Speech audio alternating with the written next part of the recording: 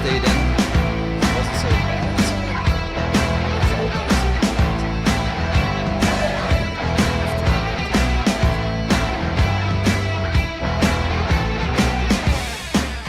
Dude, I was freaked out. I told you I was freaked out about that. The last time I came in. Did you come all the way up? Yep. It wasn't bad today. Oh, I don't know what.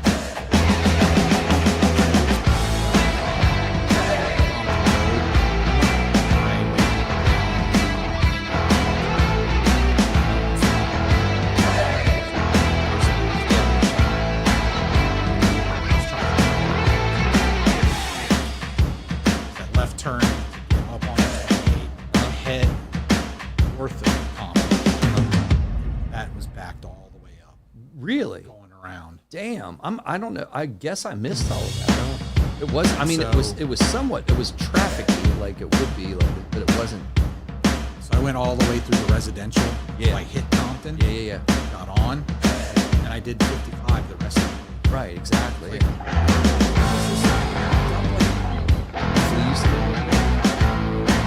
Yeah, that was his first time. He lived there for like a year. Seriously.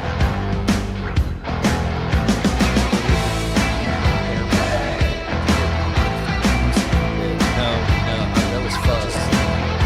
That was Fuzz. They lived like back. it was Tim and Damon who came through Georgetown South.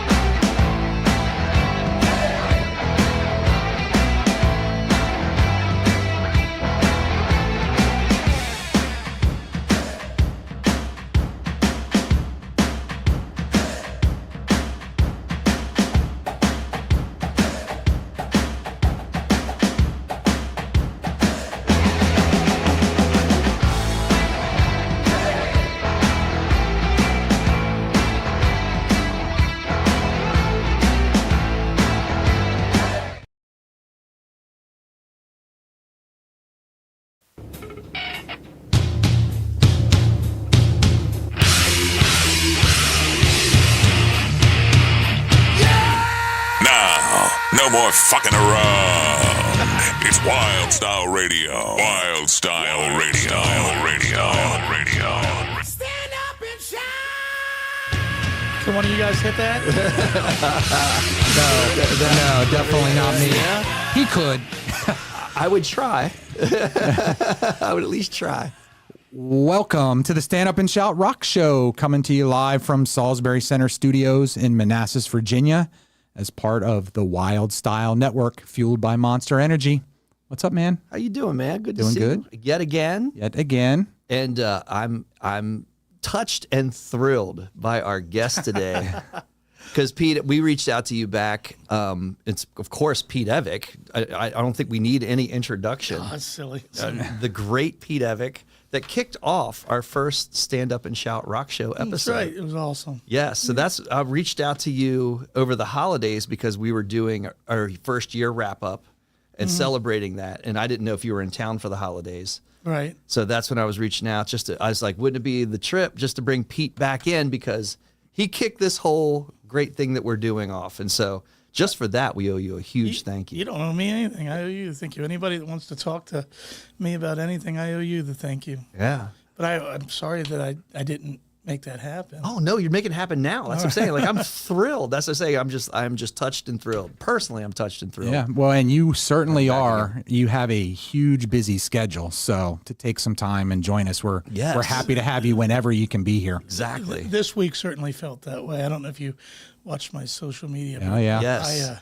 This week was we added a last minute gig in Hawaii, and it was a private party this guy threw in Hawaii, and it has an enormous amount of money because it cost an enormous amount of money to make something like that happen. Sure. And, Yeah. And he offered that enormous amount of money.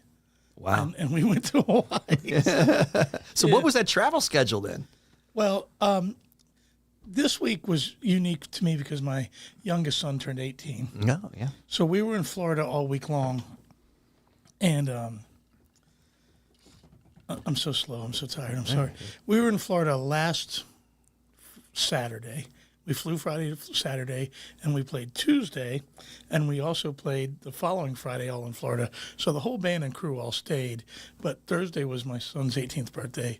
So after we played Tuesday in Jacksonville, I flew home on Wednesday, and I got Jacob, and we put him on a plane, and we flew Thursday on his birthday back to Florida so that he could leave with me from Florida on Saturday morning after our gig on Friday.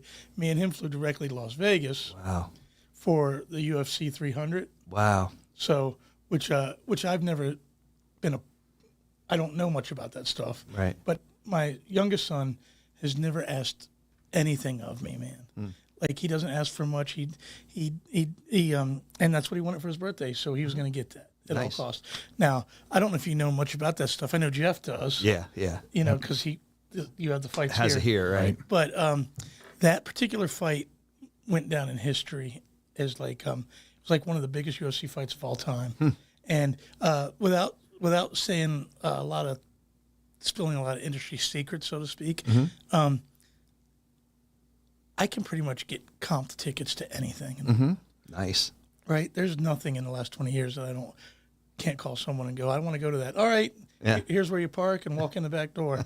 And I couldn't get, really? I couldn't get, and I'm talking about like some of the main industry promoters in that business. And they were all, nope, it's the biggest fight that we've ever had. And I get there and I realize Matt Rife is there, the new comedian, and Chuck Liddell, and Mike Tyson, and what's his name? He's Adam Sandler's like best buddy, the comedian. David Spade, and there's 40,000 people, and like 20,000 of them are like A-list celebrities at this fight. You know what I mean? And then I was like, oh, that's why I can't get it. I understood it completely. But so we flew straight to Vegas, and we left Orlando at 8 a.m. Or no, 5 a.m. And we landed at Vegas at 1 o'clock, got a rental car. The fight started at 3 o'clock in the afternoon. So me and my son go to the fight. And then, I'm putting it all together. So to be safe, normally we have to fly the day before. That's kind of the rule in the Bret Band, because anything could happen if you missed a gig, right? So gigging in Hawaii, that's pretty far away, right? Sure. But this was incredible circumstances. First of all, I'd spent thousands of dollars just to take my kid to this thing that I wasn't going to get back. Right. You know what I mean? So instead of flying from Vegas to L.A. and then L.A. to Hawaii on the next morning, I drove to L.A. so there wouldn't be an extra flight. So I landed, again, I land in Vegas. I land in Vegas at 1 o'clock. We go to this fight at 3. It ends at 11. I drive all the way to Los Angeles through the night. We get there at 3:30 in the morning, and then we sleep for a couple hours, and then get on a plane at like 6 a.m. again to go straight to Hawaii. And then we play this gig, and then we get on a plane and come all the way back. And so the last 10 days have been brutal. Yeah, no doubt. Yeah. But it was awesome. That's what we signed up for, man. That's right. life, you know what I'm saying?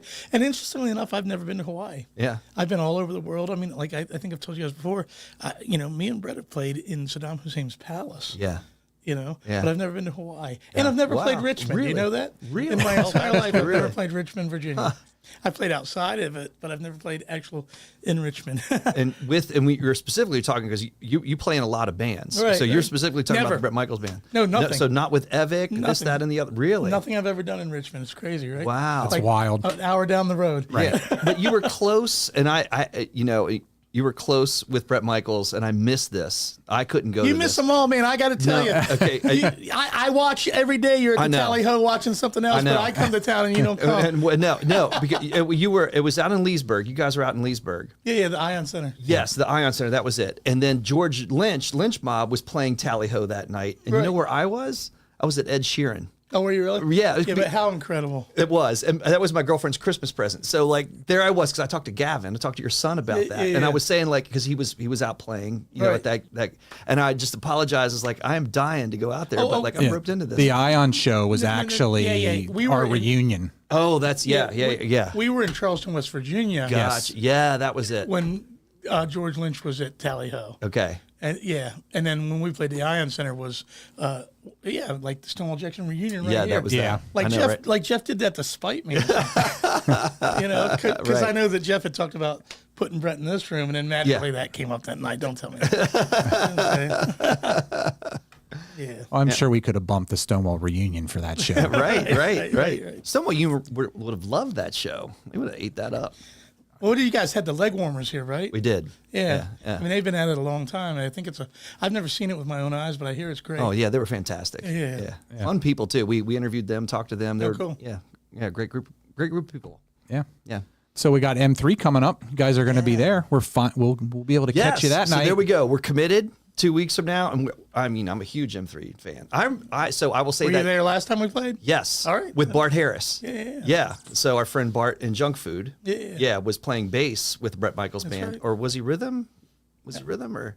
I can't remember that night. Bart's played so many. Yeah. He's like, other than drums, if something happens and we need a guy, we call Bart. You know what I'm saying? Yeah. I think he was rhythm guitar that night, because that was Bret brought in the backup singers, and whenever we do those big giant stages, Bret loves that Leonard Skinner look. Yes. With the backup singers and Yes. the extra. Yep. He loves that stuff. You know what I mean? Yeah. So I think that's what we did. Is I think that because Chuck was on drums. Yes, he was. So if Chuck was on drums, then Ray was still playing bass. So yeah, Bart was playing guitar. And I remember my story about that. Bart was fairly new. Yeah. And I had his number.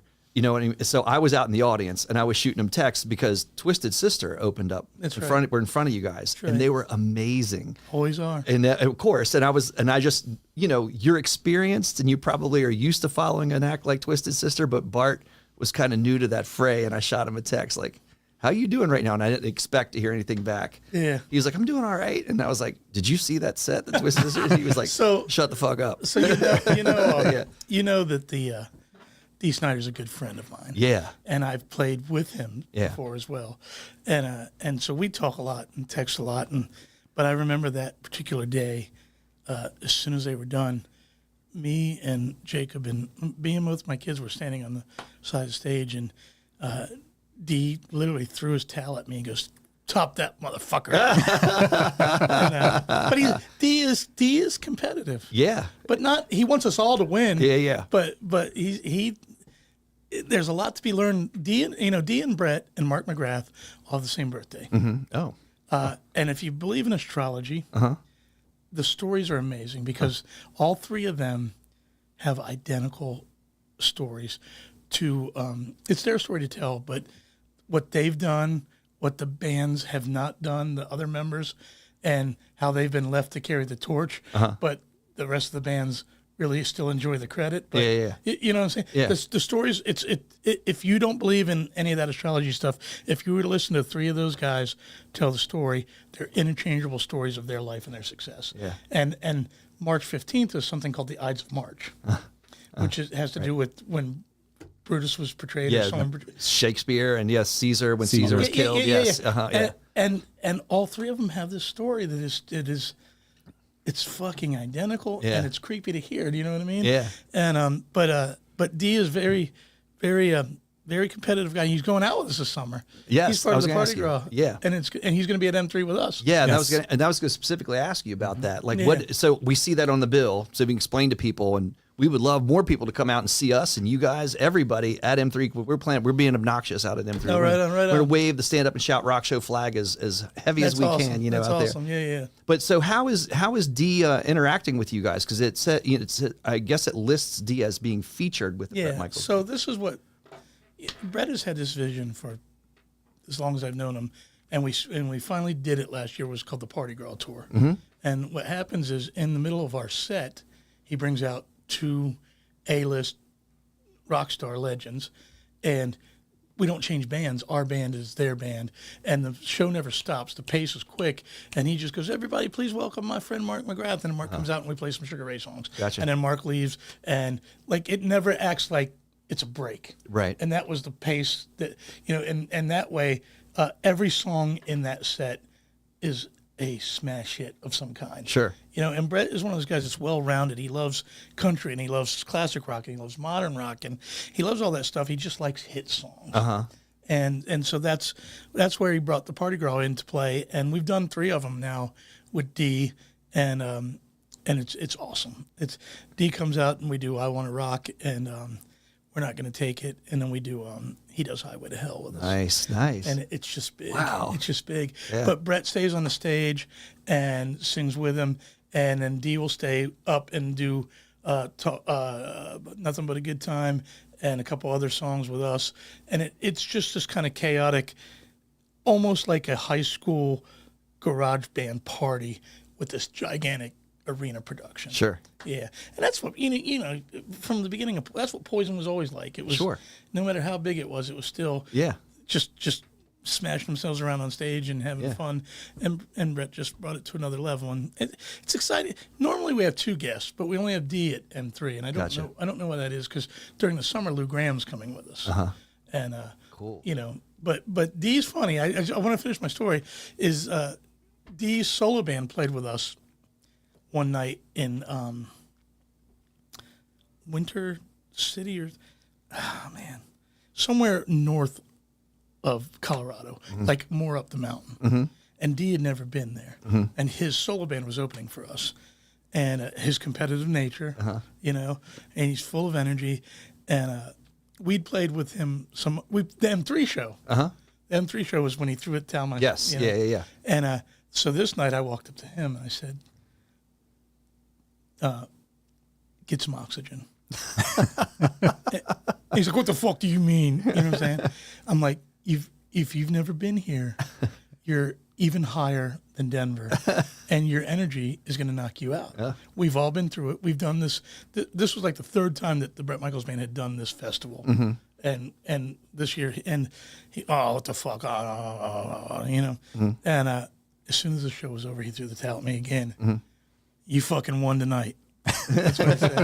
He goes, you fucking won tonight. And I don't know how many times in his life he's had to say that. Right. You know what I'm saying? Right. And then after the show, I said, I told you. He goes, all right, I know. I should have gotten the oxygen.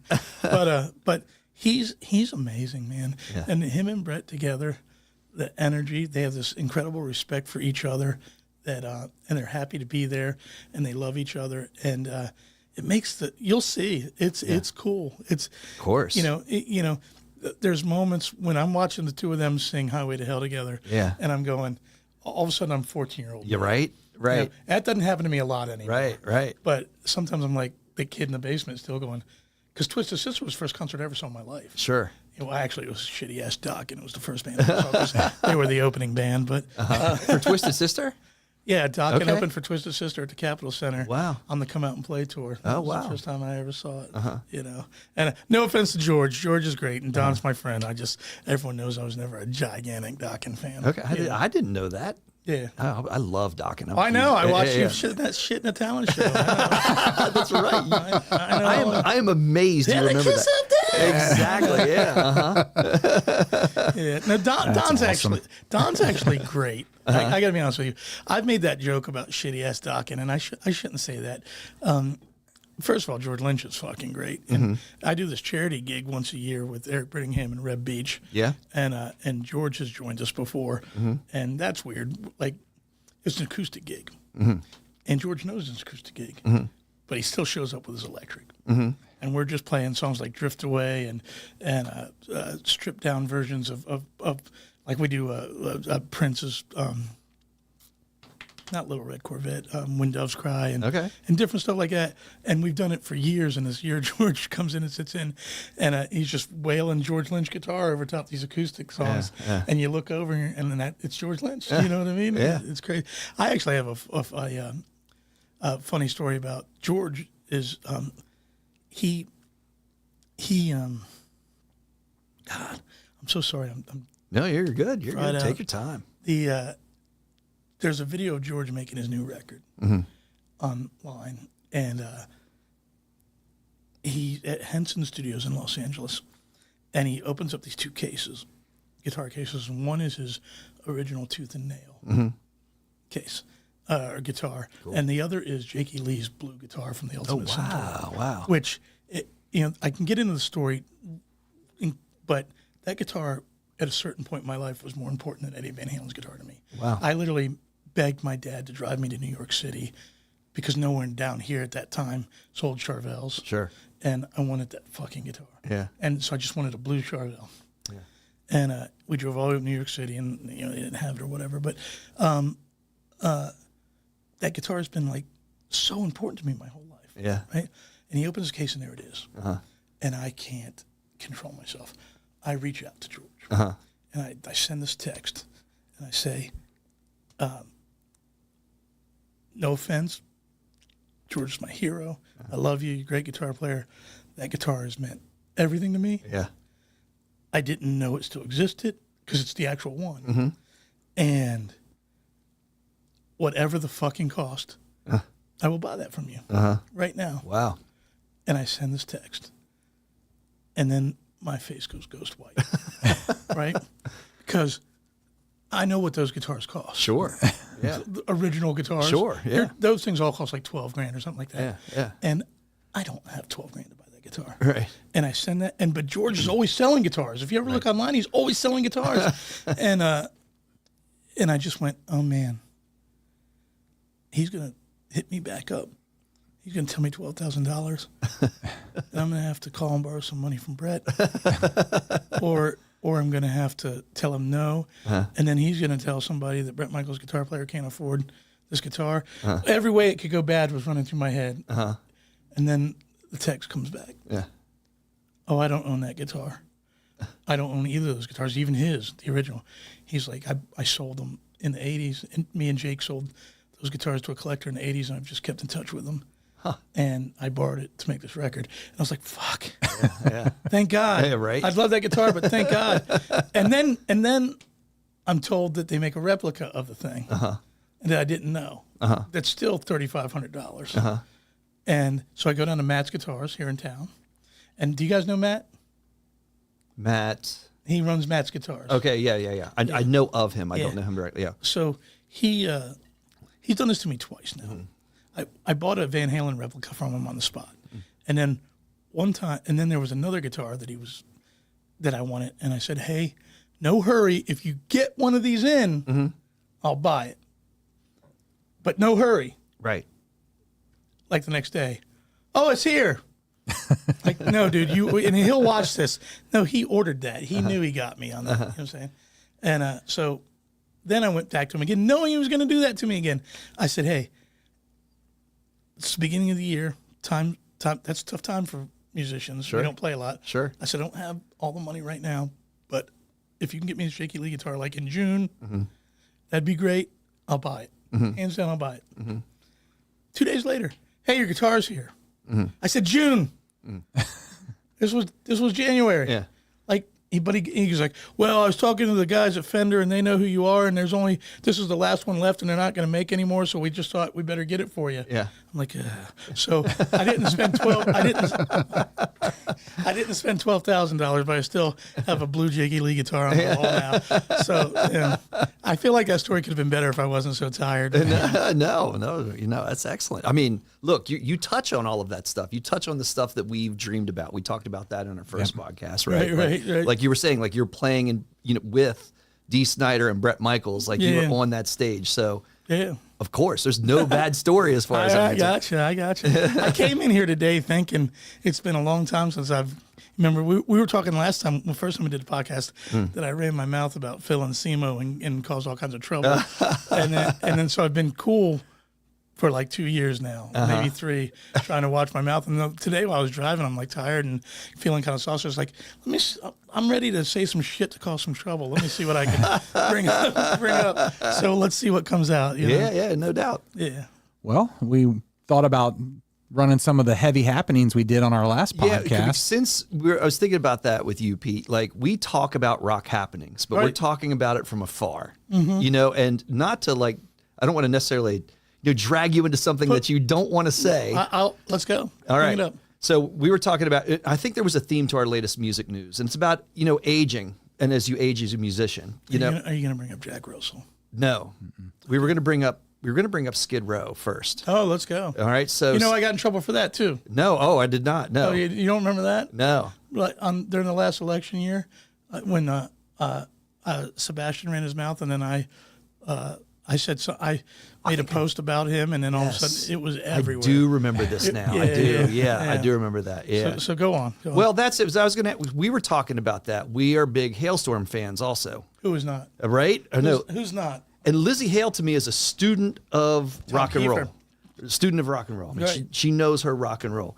So we were excited to hear that news that she was going to play 4 shows with Skid Row. Yeah. And I was going to say, do you have any thoughts or feelings about that, about Lzzy Hale fronting Skid Row? And then we also were talking a lot about just the litany of singers that have fronted Skid Row, and then, of course, how that all kind of fell apart with Sebastian Bach. I have a lot of opinions about this. Love it. That's why, we were hoping to hit you with that.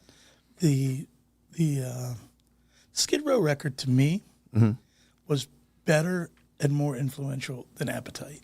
Oh, wow. Both of those records came out around the same time.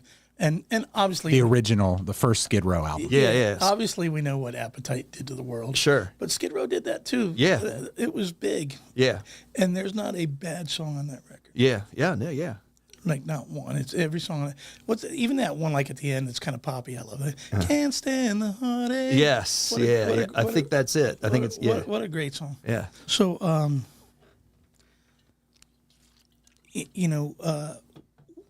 I knew Johnny Solinger, and he was an amazing dude. You know who Johnny is, the guy that was never in a million years was he going to sing like Sebastian. Right. He was very much more of the he just wasn't going to sing like Exactly. Right. and then they made all those kind of punk versions of those songs with him singing on it. Right. I got what they were doing. Right. But I love those original songs. Sure. I love them. Yeah. And then Tony Harnell. Yeah. And I thought that was a great idea. Yeah. It never occurred to me, and I should have known, it's a terrible fit. Because those Skid Row guys are 100% the real thing. Mm-hmm. They don't care how much money's in their pocket. Mm-hmm. They ain't gonna fake it for nothing. Mm-hmm. And they're wonderful, and they're I don't interact with them a lot. We don't see them a lot, but we've crossed paths several times over I mean, I've been in Bret's band. This is my 21st year now. It's a lot of time, man. Yeah. And we've crossed paths with them, and they're the real thing, man. Yeah. They're still as cool as they were when they were kids. Yeah. And Tony's a serious singer Yeah. who takes his craft very seriously. Sure. And not that Skid Row doesn't, but it didn't work. Huh. We were there. Bart was in the band the first night. Tony Harnell was with him. Wow. It was in Minnesota. It was his first night, and they opened up for us. Wow. And we all thought it would be amazing. And we were all, and Tony hit every note. Sure. He hit every note. Of course. But Solinger had way more fit. Yeah. Way more fit. And so I wanted the Tony Harnell thing to work. But it was clear on night one to everybody, including, you could see it on everyone's face, Tony's face, their face.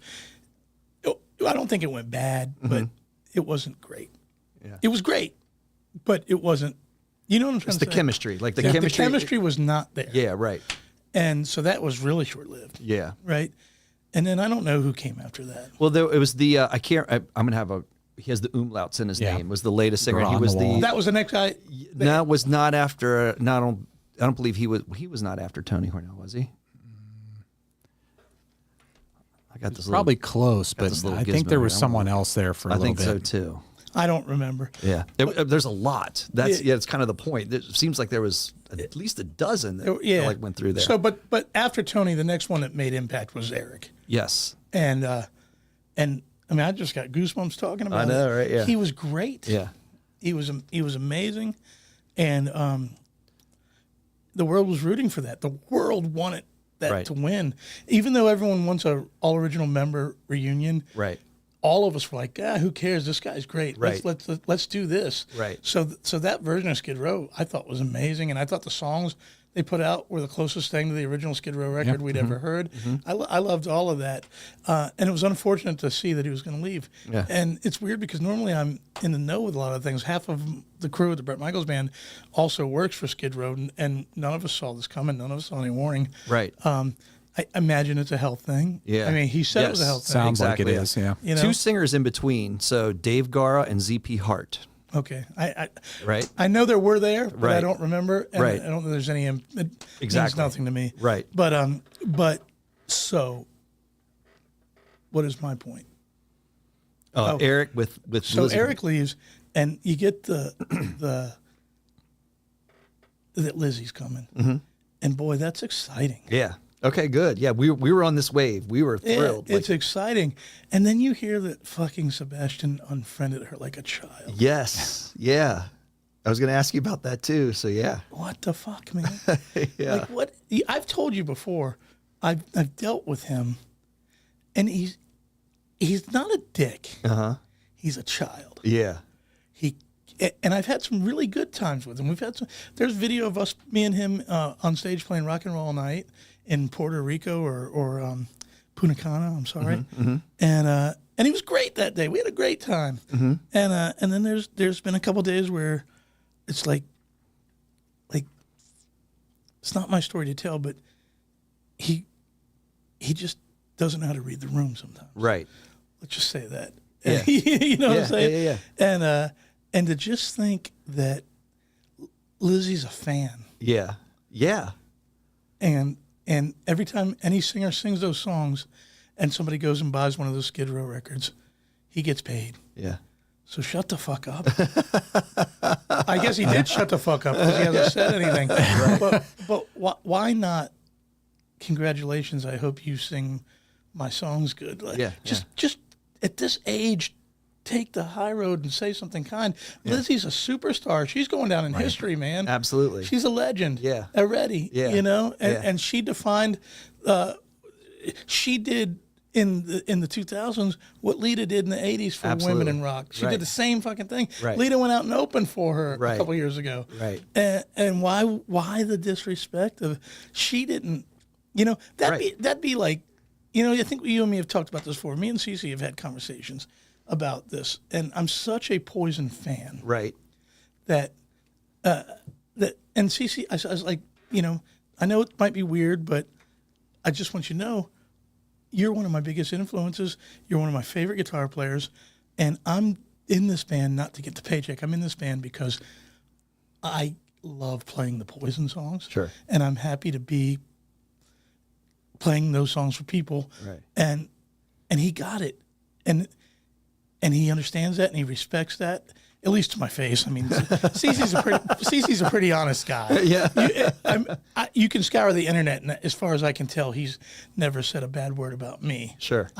You look for it, especially when I first joined the band. Of course, yeah. And at the stadium tour at DC, Cece was the first one when he saw me come run up to me and asked me. It's funny because he knows I'm a giant Van Halen fan. He goes, "How is it?" That's my Cece voice. It's terrible. I said, "What?" Because he made the headlines like day one for the Van Halen tribute. Yeah. Right. And he just walked up to me and goes, "How is it?" I said, "What are you talking about?" "You know what I'm talking about." "Am I doing it okay?" I said, "It's great." He goes, "Are you sure?" And I know he knows it was good. Right. And he wasn't going to, if I said, "Hey, CC, that's terrible," he wasn't going to stop it. But we have that relationship. Sure. Even though I'm technically the other woman, Right. sleeping with his wife Right. for 21 years. You know what I'm saying? Right. And why can't Sebastian just be like that? Right. He's not coming back to the band. Yeah. So you can hate Sabo and Rachel all you want. Yeah. Lzzy loves you, Right. and now she's gonna tell her fans, and now a whole new generation thinks you're a douchebag. Sure. It seems like to me, like we were talking this way, that he's seems like just a party guy and a lot of fun, but then he has to self-sabotage somehow, some way. Just there's something he has to derail at some point. He does. There's a lot of them though. Yeah. A lot of those guys got that money real fast, Yeah. real young. He was young. Yeah. He was 19. Yeah. Tommy Lee was 17. Right. Right. Very similar personalities. Yeah.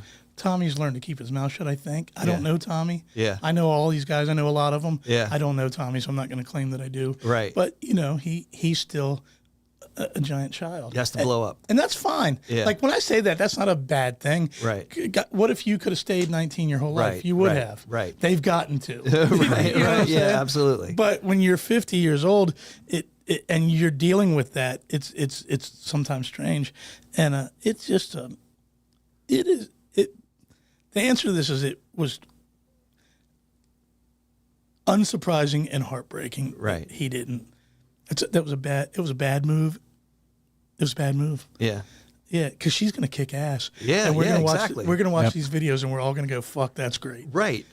and like as a Skid Row fan, I'm rooting for this. That's right. Like after seeing that string of singers, Yeah. I want to see some legit Skid Row happen. Yeah, but she's not going to stay. No, exactly. She's only in there for a little while. That's what we were saying, because they got a newer album out and they've got tour dates and stuff scheduled. Right. So as cool as it's going to be, I can't see that, or maybe it's going to be a juggling act. Yeah. But I'm going to say this, and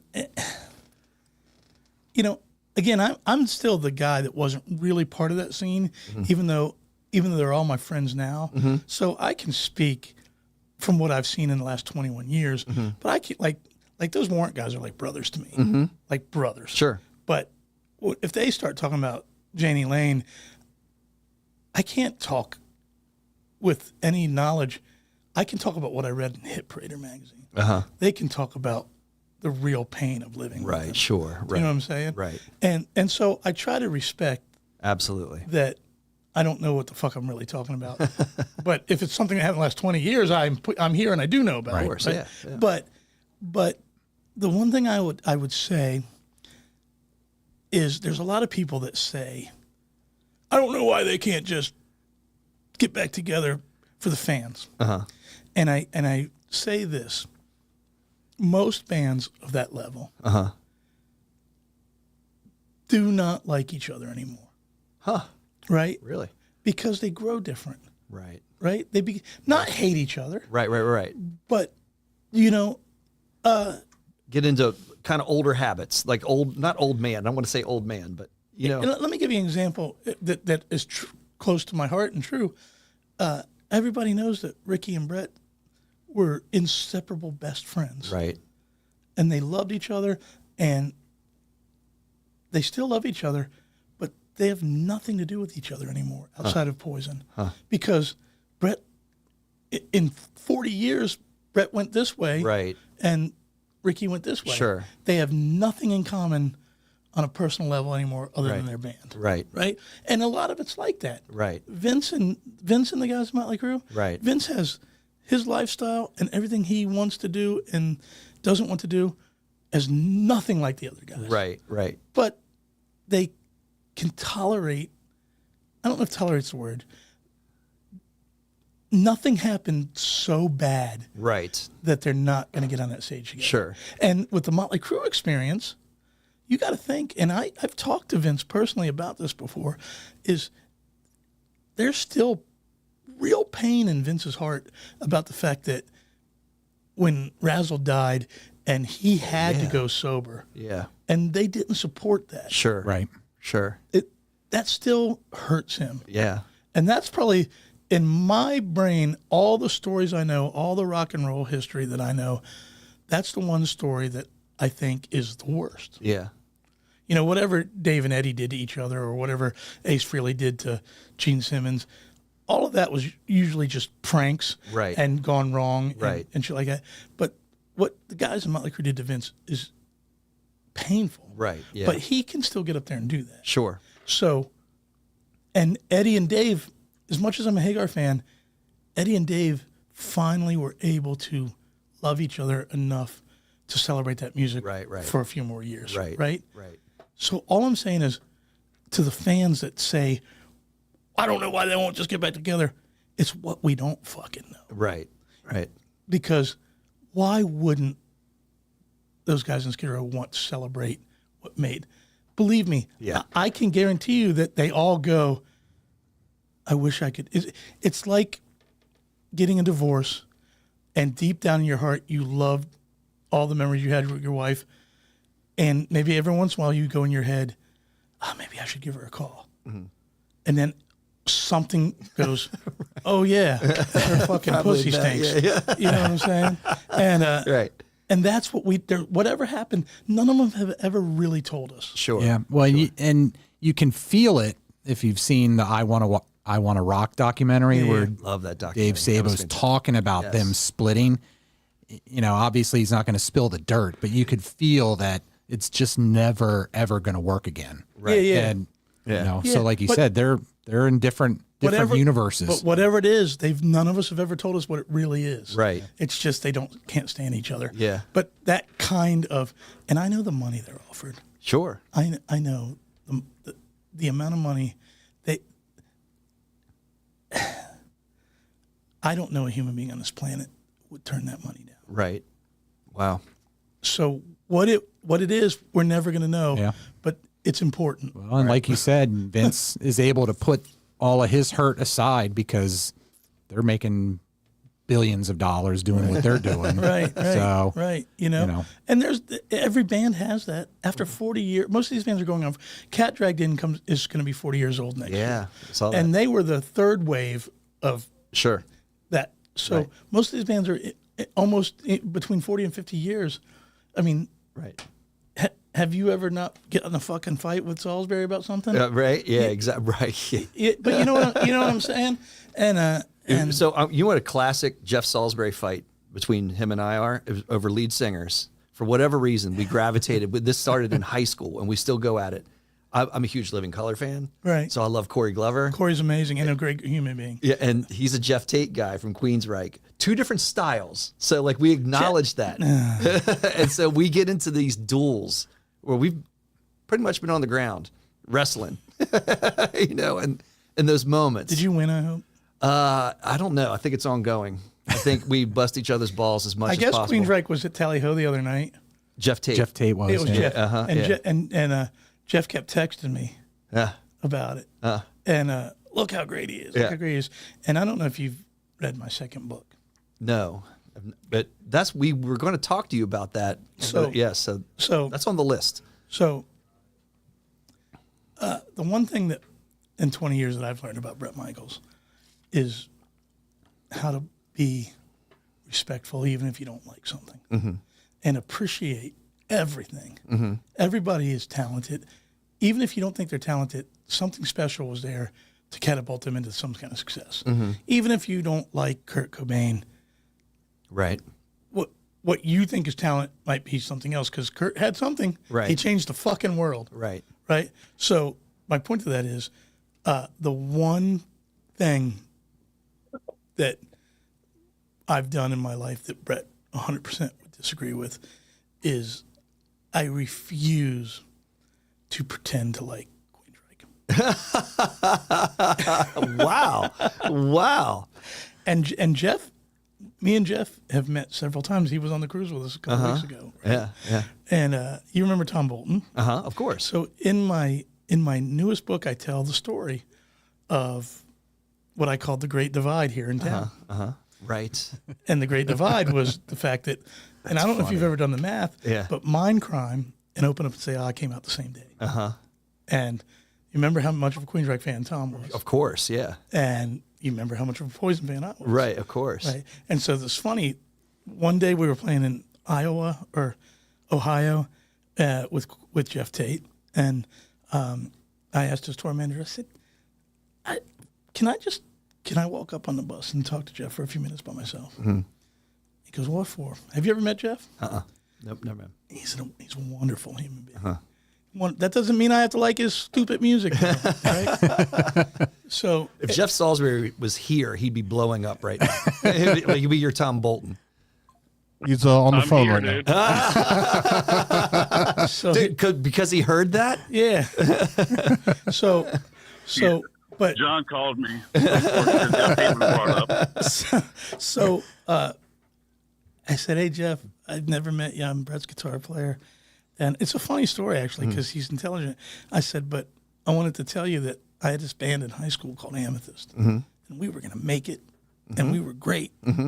And then my singer liked you, and I liked Poison.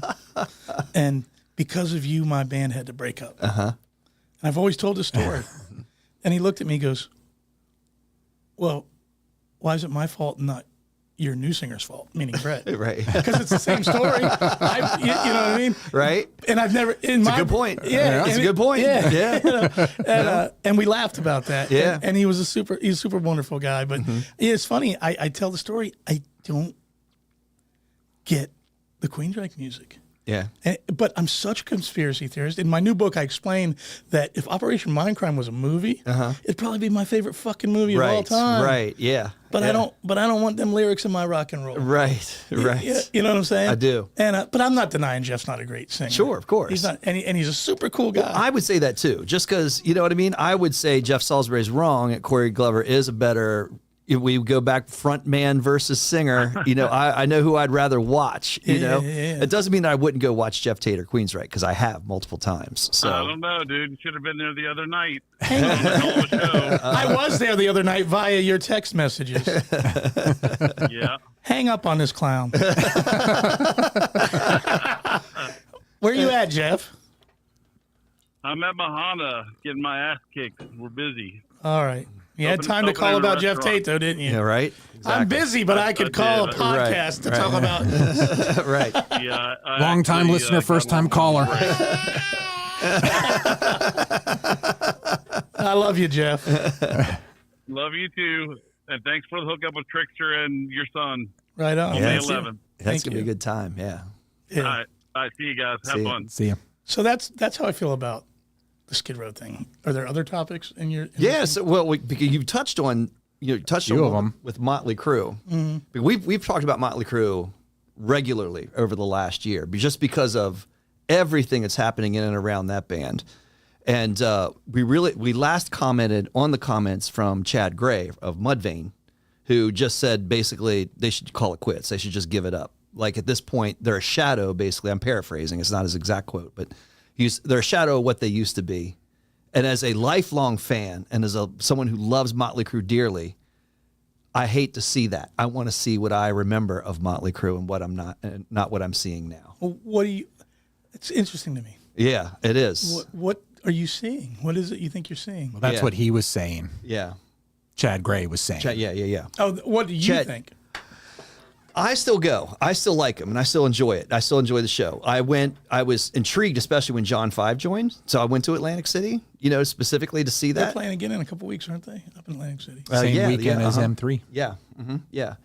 And we've talked about it too with backing tracks. We talked about that actually last time with the festival show that Poison was on with Def Leppard. It's there.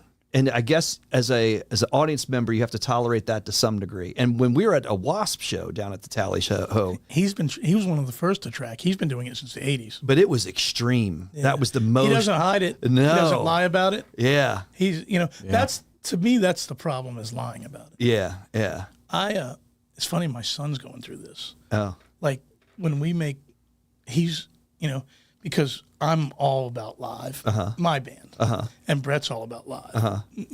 That's why the whole thing about, Poison won that tour. If it was a competition, easily, and it was because easily they just came out and it's funny because Bret would always say, "We're not doing anything different. We didn't even rehearse for this tour. We hadn't seen each other in 5 years. We didn't. We're the same band." What is happening all of a sudden? But part of it was how grateful Bret was. He was happy to be there. Yeah. He was happy, even in the middle of the day. Yeah. But it was watching a band play. It was a party. It was the songs It was too, a party, though. man. They put on a hell of a party. But a lot of it was that it was 100% live. Yeah. Because when you're playing the tracks, Yeah. everyone thinks there's this freedom because you're playing the tracks. There's not, because you're playing to a click track, and it's very mechanical. Mm-hmm.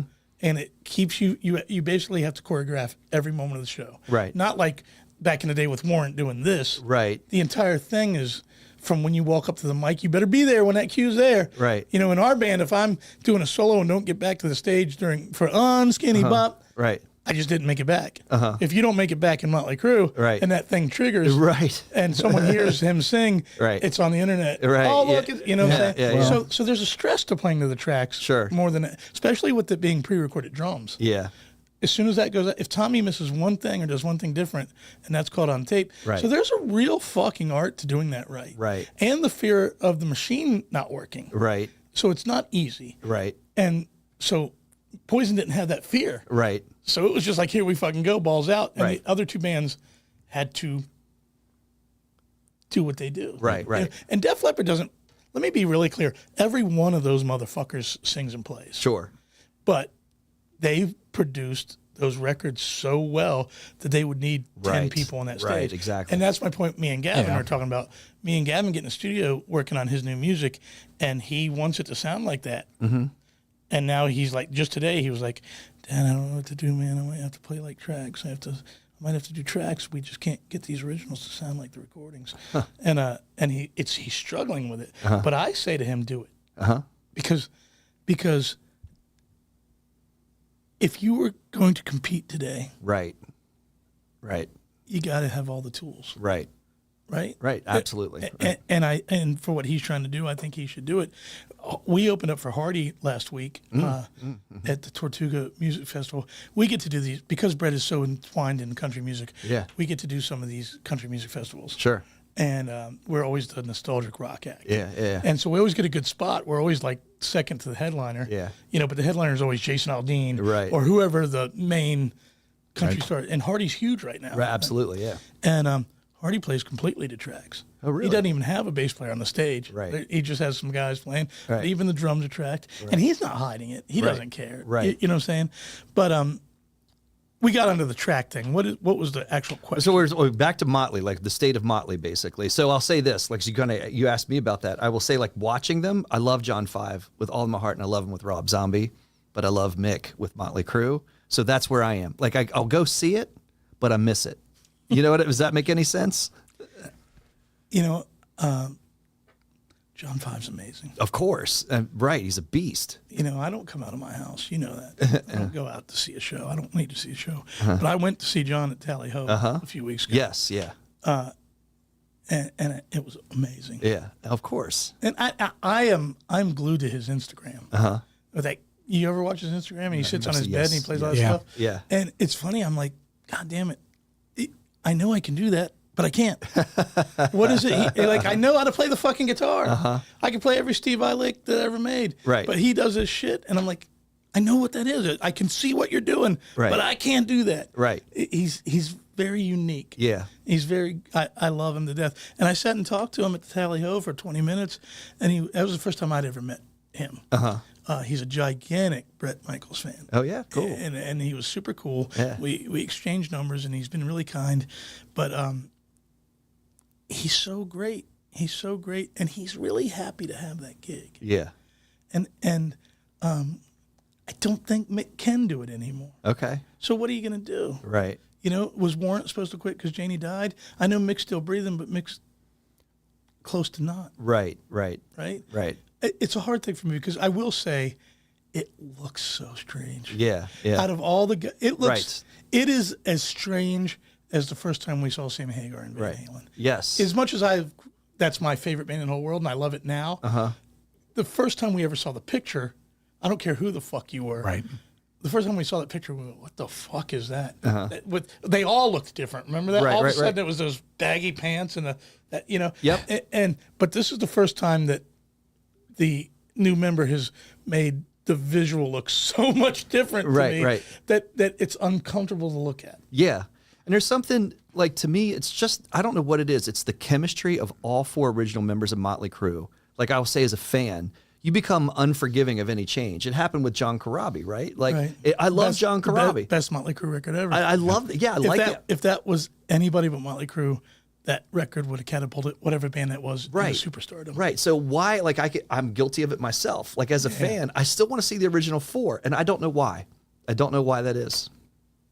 I mean, You know? I don't know. I mean, you know, as much as I profess to be a Hagar era Van Halen fan, when Roth came back, I had to go fucking Right, see of that. course, yeah. You want to see you want to see that, and Right.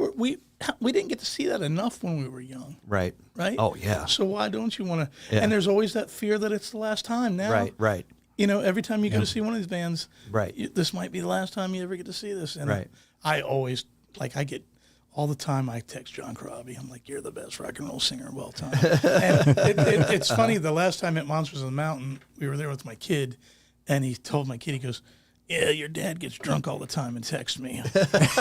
And I said, John, I'm not drunk. I'll do it right now. Hold on a second. You're right. Give me 1 second. What are you going to text John Corabi? That he's the greatest singer of all time? Hold on a second. Don't let Jeff Salisbury hear that.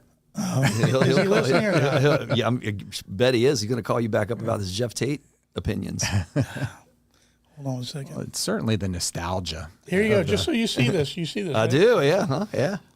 Hey, I'm a John. witness. It's 7 p.m. on Thursday. Oh, and if you want to hold it to the camera, Not drunk. if you want the camera as a witness, you know, John over here, our sound man John, is willing to like zoom into your camera right there. It's that feed right there. Hold on. All right, sure. I don't mean to, right? Like, if you're rushing because we're in the middle of this conversation, you start making spelling errors, so he will think you're drunk. There it is. Hey, let me capitalize his name. Yeah. Hold on a second. Hey, John. 7 p.m. on Thursday. Not drunk. You are the greatest singer of all time. Love Just reminding you. All right, throw it that way just to prove it. There you go. Yeah. I mean, that record was so great. Hell yeah. Yeah. I loved it. Absolutely. Hooligan's Holiday. I mean, that's a And bitchin' to me, song. that's the worst song on the record. Oh, really? Misunderstood Yeah, and yeah. dropping. Smoke the Sky's great. Smoke the Sky's great. But what's I don't want to know. I don't want to. Yeah, know, yeah, don't yeah, know, stupid motherfucking. Welcome to the Numb. Yes. Yeah. Yeah. Oh, it's fucking great. Yeah. It's great. Yeah. So, to my point is, again, you know, I love Warrant, and they don't have Janie. I love Firehouse. Those guys are brothers Yeah. too. Yeah. That's And they've already played without CJ, yeah. and that guy's doing a great job. Sure. At this point, just like the members of Leonard Skinner, Right. at this point, it just has to be a celebration of those songs, Right. and get it with as many original members as you can. Sure. You know, and that's how I feel about it. To me, I've succumbed to the fact, like in the solo band, we're not Poison, but we're celebrating those songs every night. When I play "The Ride the Wind," I'm as happy to play it as the fans out there hearing it. Right. Sure. And you know, it's neat when you get to see all 4 original members. Sure. But how many's left? Poison. Right. Who else is left? Right. I Right. don't- Yeah. It's a good question. I mean, there may be a couple others. I but, know. I know. You know, They'll never get back together, but Doc and they're still Right. all around. But yeah, almost all Getting of them in them. the Even same- you know, we talked a couple weeks ago about Stephen Piercy and doing the 40th anniversary out of the Yes, cellar. I was and going to he's ask you about that. Going to Yeah. do all that at M3, but you know, Robin's no longer with us. right. Right. But So- I liked when they were doing it with Carlos Cavazo. Sure. All Oh, of yeah, it. yeah. I liked that. And that Yeah. was that made sense. Yeah, You know what it I'm saying? did. But what were you going to ask me about the rat thing? So we were talking about, and I should have my visual props. I don't have the visual props, but getting back to like 40 years old, you're talking about Cat Dragged In, about to become 40 years old, but 84 was a banner year. We went through it. We did a bottoms up episode of our 10 favorite albums from 10 to 1, not to put you on the spot. But there's one that stood out from 1984 that you can kind of, maybe, I don't know if it mean to press you offhand and in terms of like but you know, we were kids then, right? Like when we were really influenced very obviously by all of this stuff. Well, I mean, I say it all the time. 1984 was the greatest year of rock and roll of all Yeah, time. yeah, exactly. I mean, 86 gave me both Eat 'em and Smile and 5150, so Sure. that was a bonus year for me. Yeah. And it gave me Cat Dragged In, and I think You Give Love a Bad Name or Yep. something. Yep. So 86 and 84 Right. were both tremendous years for me. Absolutely. But what is your question about 1984? Do you have a favorite? Do you have a standout album of 1984? Do you, off the top of your head, have a list of the records? I do. So so we went with. Well, give me a second. I gotta get to my gizmo here. It was your turn. It's my turn to like try to figure out the phone. Yeah. While I'm talking at the same time, so you get to see me kind of struggle through it. All right. So yes. All right. So I got a list. I'm going to give you. This is really kind of stemmed from my list. And Kevin, if I left anything out off of your list, Your you list jump is in. wrong, Oh, yes, all right. Well, that's not in any order. but 84 came out in 83. Okay, so we talked about that. Don't argue with me. It wasn't January of 84? No, it was January, I thought it was like January 3rd of 1984. I could have sworn it came out. In December of 80, we've gone back and forth about this too, whether it came out in December of 83 or January of 84. I've always known the history that it came out in 83. I thought it came out in 83 also, but then I was pulled back and said it was, or somebody, pulled and corrected me. January 9th, 1984. Yeah. It was, Well, it was done in 83. It was clearly it was clearly done and packaged in 83. So go on. you can see you recognize the album covers like right out of the Oh, gate. yeah. So yeah. So you have we have Rat Out of the Cellar. 84, Love It for Sting. Oh, okay. No. Oh, we got look up on the screen. So Rat Out of the Cellar, Van Halen, there's 84. And Love It for Sting. And there's Dock and Tooth and Nail. Because you know me, I got Dockin' up there. White Snake, Slide It In. Bon Jovi. Twisted Sister with Stay Hungry. Dio, Last in Line. YNT and Rock We Trust. Metallica's Ride the Lightning.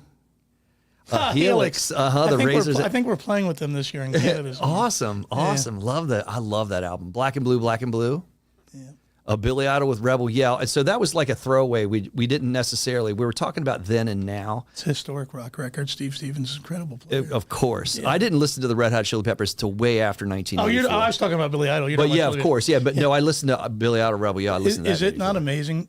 9 times out of 10 people have no idea. That exactly. That's why I was bringing it up. Very much. Yeah. I remember working at Waxy Maxie's in high school, and one of those Chili Peppers records had just come out. It wasn't their first one. Sure. And that was in '88. Yeah. Yeah. So go, is that and the then end of this? there's another album that I know that would be of interest to you that is not on that list. And I don't know if you're thinking of it already, but it's Sammy Hagar. Oh, yeah. VOA. VOA. Uh-huh. It's between Stay Hungry and Out of the Cellar. Okay, yeah. We're not going to take it. Yeah. And I Want to Rock. Yeah. We were talking about this the other day, me and my son. Out of the Cellar and Mental Health. Uh-huh. For whatever reason, have lost the credibility. You're right. You're right about that. They deserve. You're right. Quiet Riot's Come On Feel the Noise and Bang Your Head. To this day, it's still considered the best-selling hard rock record of all time. Sure. And why its place in history is not right is because it's huge to me. Right. Quiet Riot, but that was '82. That record is it opened the doors for Van Halen. Right. The Quiet Riot record is what opened the doors for all of it. Right, exactly. No matter what you Absolutely. fucking think, it's the Right. true story. Yeah, yeah. You know, Come On Feel the Noise is the reason that they played Panama on the radio. Right, right. For whatever reason.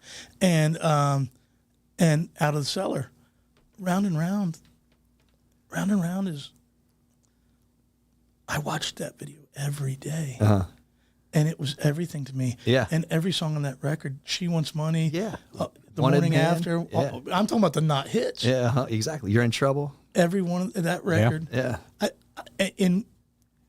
I was talking to Dee Snider's manager actually about the fact that both of them are going to be celebrating 40 years this year, and how great it would be if you could get all original members Absolutely. of both of those bands Absolutely. together to celebrate those 40 years. Sure. That would be a perfect rock tour. Right. Right. And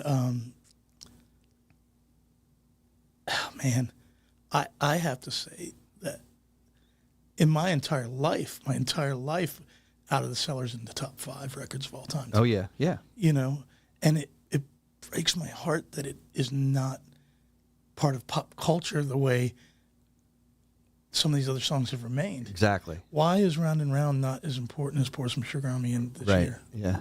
You know what I'm saying? You Or see it Cherry Pie. in that Geico and again, I commercial. love those guys. Right. But more people my son's age know Cherry Pie than Right. they know Round and Round. Right. But record sale wise, Yeah. Out of the Cellar is historic as far as record Love sales that go. album. You know what I'm saying? Yeah, absolutely. It's an interesting. The music business is interesting. Yeah. But a lot of that is you know, Dee Snider has remained relevant just like Bret. Yeah. Stephen Pierce, he just doesn't care to.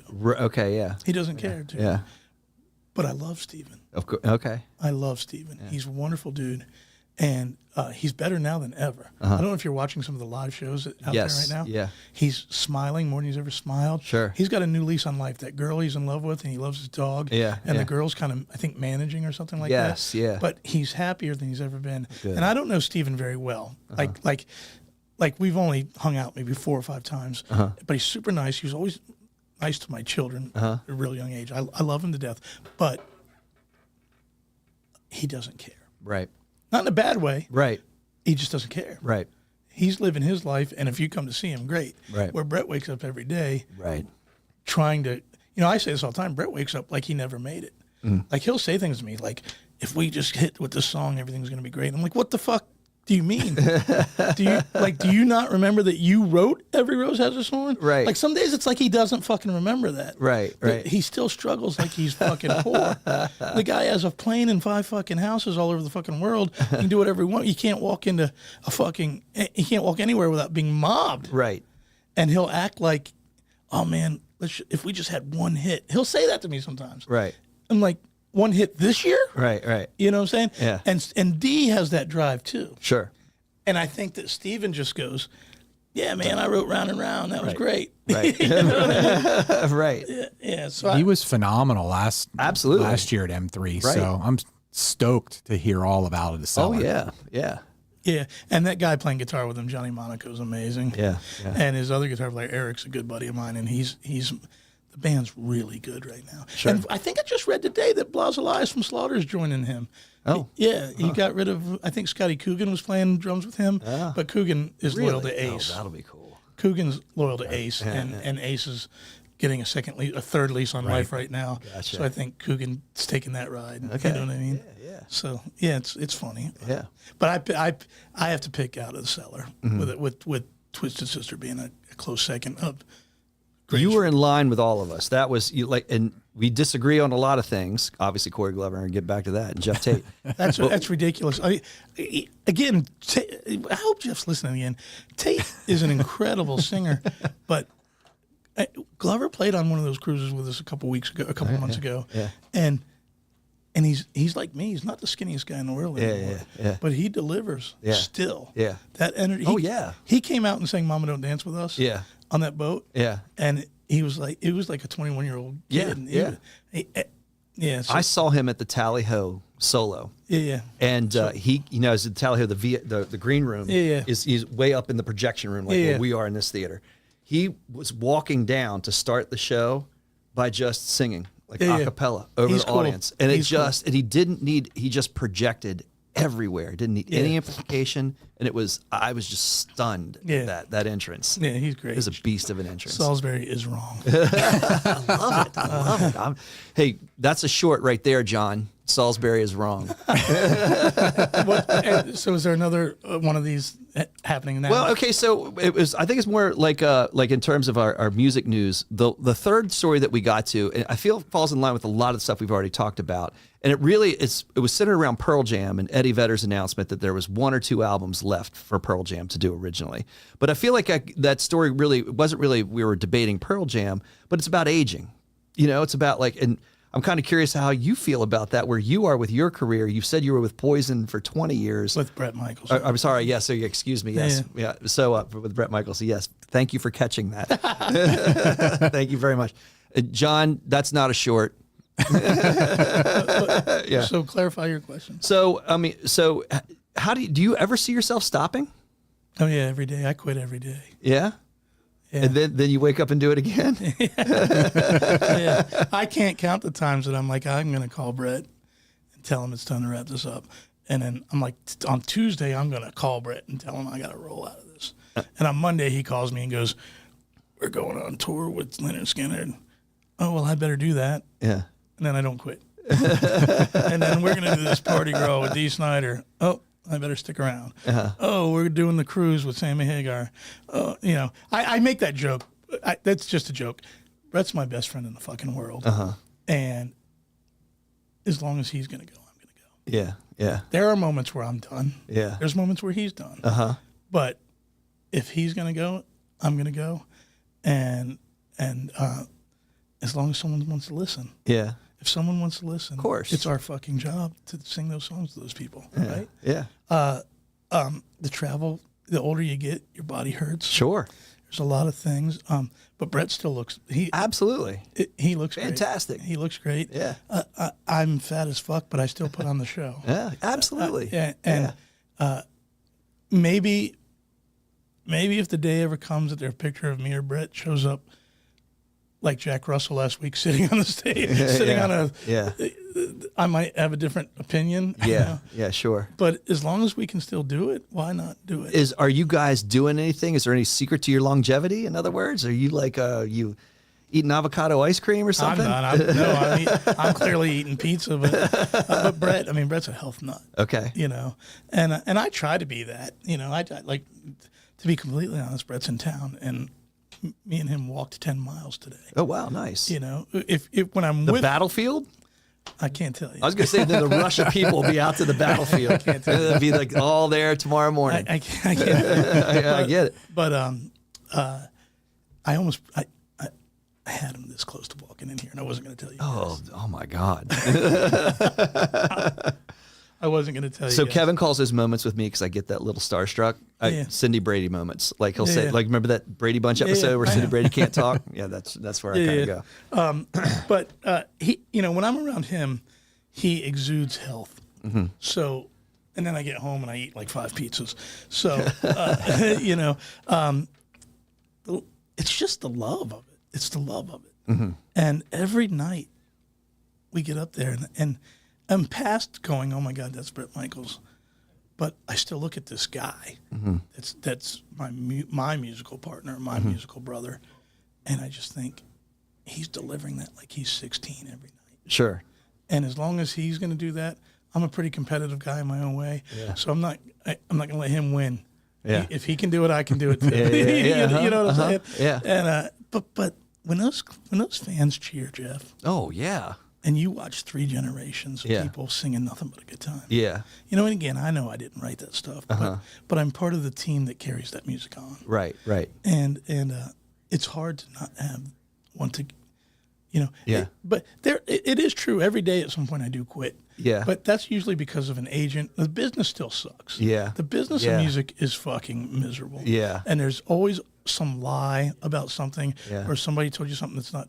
There's every day enough happens in the music business to make anyone that's really in it not want to be in it. No, I don't care if you're fucking Beyonce or Faster Pussycat. Right. Something happens every day and you go, fuck this. Yeah. Every fucking day. Yeah. And but then they cheer. Yeah, exactly. And you hit that chord. Yeah. And it's worth losing everything for. Yeah, sure. you know what I mean? I do. Yeah. My small taste of your world, Pete, was when we opened for Kicks with Gavin. Gavin was part of that too. And this place was just packed to the walls. And, I couldn't really see too many people in the back. Yeah. And normally I can see everybody, but then I couldn't really see it. I see what you post on social media and the crowds that you're in front of. So I can only imagine what that feels like. Well, it's funny what you said. You were in a 1,000-seat room and you couldn't see the back. Right. And it's the truth. Yeah. I've said it a million times. Yeah. We've done these shows. The biggest show we've ever done is 125,000 people. Wow. But you can't see the back. Right. I can see as far as you can see. Right. So it looks the same. Right. From where I'm standing. Sure. It's only later in the pictures do I go, holy fuck, did you see all this? You know what I'm talking about? Well, but that and also you feel the Oh, you feel it. crowd Yes. coming at you. You do feel it. That's a different thing. Yeah. Yeah. But, the energy of once you get to about 1,000 people, that energy is so big. It's but I love playing solo acoustic shows at Velocity Wild Wings. There's nights where I will play in front of 80,000 people with Bret and get on a plane and come here and play at Sinistral. Yeah.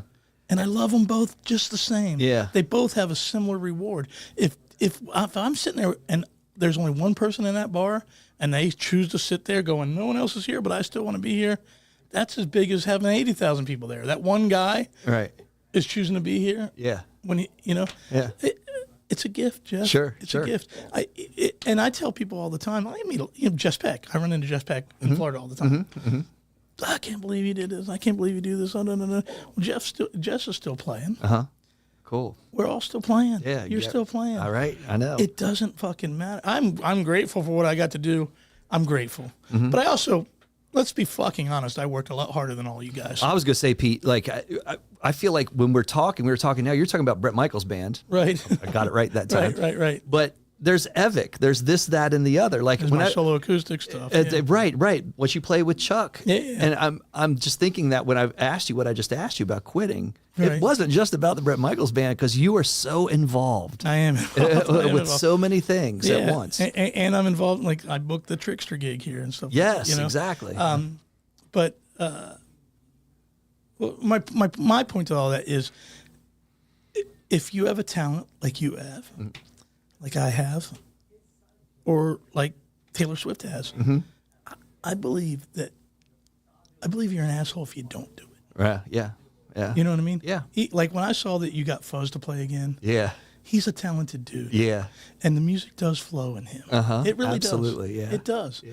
And he should be doing that. Absolutely. Yeah. Yeah. It's almost like, there's not a lot of people there.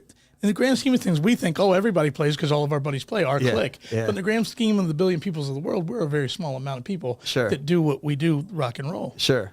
And it's our job to carry it on. Yeah. Whether it's in a bar for 10 people or it's the same fucking thing. Right. And I just think that if you can play, really play, Yeah. and you don't, you're an asshole. Yeah. That's what I think. Sure. That's a gift God gave you, and you're not using it. You should put a bullet in your fucking head. and live music went through a rough patch, and hopefully it's coming back. It's back. Yeah. People love it more than anything right now. That's why the amount of solo acoustic work in the whole United States, I can at any given time in my life call anybody. I could work 2 gigs a day, 7 days a week for the rest of my life because, until it's over again, until it's not cool again. But right now, people are so into just the live music thing again. It's big, right, on every level. Yeah, and maybe it'll stay this time. Yeah. So there you go. Even outside of everything you're doing in the music industry, you've got Shining Soul and a book. Yes, put the book out recently. Two books. Right, but right. So I mean, how's managing all of that schedule? Because at this point, it's a battle. It's a true battle. I wake up every day and have to just go, which one of my babies is more important? because the economy sucks right now. I don't care what anyone says. You can listen to what I own retail businesses. I watch ticket sales. I know that right now, the middle class people that want to be entertained and the middle class people that buy things are strapped. Yeah. So every aspect of my life, the candles, the Virginia Sauce and Spice Company, and the performing is not easy. Right. Everything requires an enormous amount of attention in hopes that it survives. Right. So I've bitten off way more than I can chew. And at any given time, might have, before I leave here, a heart attack's coming. You know what I'm saying? Because every day I wake up going, holy fuck, what is most important today? Everything's drowning, and which kid do I have to hold up for 5 minutes before this one drowns? That's what my life feels like right now. Right. But everything I do, I love. And it's a labor of love. You know, and you just keep fucking going. And I keep going. It's not about the money or anything to me. The reason I keep doing everything I do is solely in hopes of being an inspiration to someone. I want someone to go, that fucking fat kid from Manassas is playing in front of 125,000 people. And then I want somebody to go, that dude that plays guitar owns a candle shop. I just want to be living proof that you can do anything. Right. That's what I want to. I don't want to go down as the great rock guitar player, and I don't want to go down as an entrepreneur. If I could leave a legacy for my children, is that anybody can do anything. Love it. That's that's what's important to me at this point. Yeah. You know, I can't even spell, but I've written 2 books.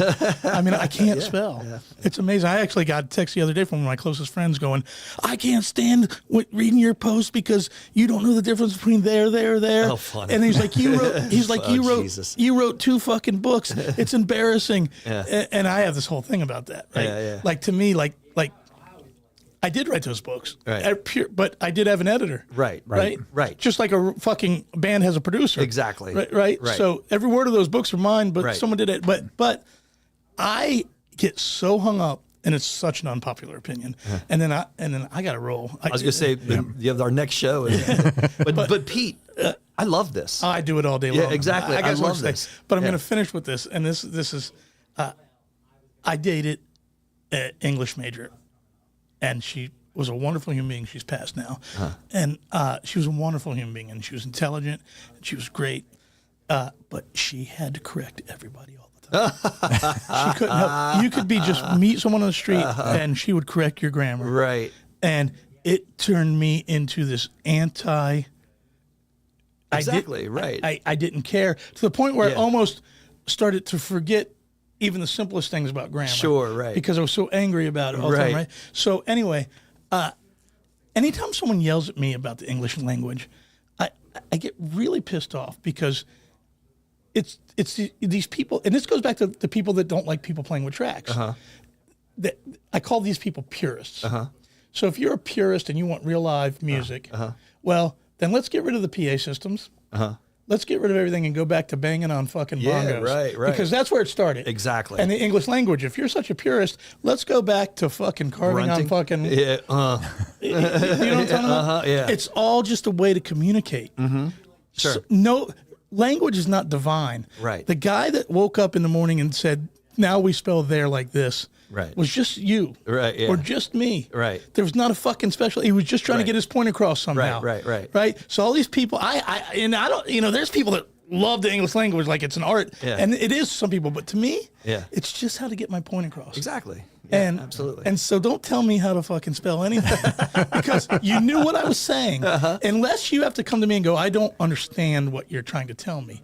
You fucking do. You know what I'm saying? Yeah. I don't know how we got on this point. No, all good. But it's funny to me. It's like, all right, Mr. Purist that loves the English language, why don't you write me a hieroglyph then? Right, exactly. Exactly. Yeah. What a great time, brother. Hey, Pete, we were thrilled. Like I said, thank you, brother. Thrilled and honored. Man. Give you the big stretch, Kevin. Yeah. So we were like I said, we were just hoping to have you in for the holiday show and the end of your wrap up. So I got some swag for you. Oh, wonderful. As a parting gift to Stand Up and Shout Rock Show. These are not like. Now let me ask you. I don't know if we're going to sell these at some point or not, but these were just holiday gifts. What are you going to do if I come out on the MP3 stage? Oh my God! What are you going to do? It'd be awesome, right? If I could get up there, I'll be fair. We're fairly close. We're sort of like right in the 100 level, like on that first lip. So you'll see me. All right. So if I see that, you'll see me. All right. Yeah. Yeah. And we like in terms of swag, anybody at M3, you know, we're gonna be having a roving camera with us. We're gonna like just get some opinions from people that are out there. We got some M3 stickers to give out. So if you see Kevin or I, Stand Up and Rock Show stickers. You know what I mean? If you see Pete and you can mention the Stand Up and Shout Rock Show, we'll put you on camera. Maybe we'll be with Pete and he'll put you on camera. Yeah. And we'll give you the sticker. There you go. Yeah.